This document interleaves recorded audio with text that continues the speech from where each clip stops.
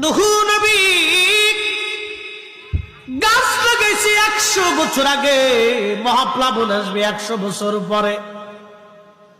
গাছটা বিরাট বড় হলো 100 বছরে। ওই গাছটা নূহ নবী কাটলেন, কাটার পরে তক্তা বানান।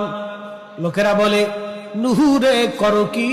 নূহ নবী ডাক দে বলল, লোকেরা রে, 850 বছর ধরে কালেমার দাওয়াত দিছি, তোমরা আমার কালেমার দাওয়াত মানো নাই।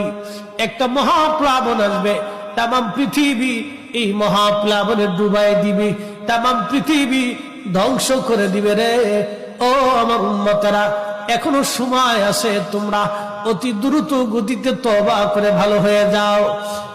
মাগুরার মুসলমান, এখনো সময়, মরণ কিন্তু দরজায় কড়া নাড়তেছে। ভালো হয়ে যান, না হলে কবরে ফেরেশতারা কিন্তু আপনারে ভালো বানাইবে, তখন ভালো হয়ে কিন্তু কোনো লাভ হবে না। দুনিয়ার মুসলমান, ভালো হয়ে যান, ভালো হয়ে যান। ভালো হইতে পয়সা লাগে না রে, ভালো হইতে পয়সা লাগে না।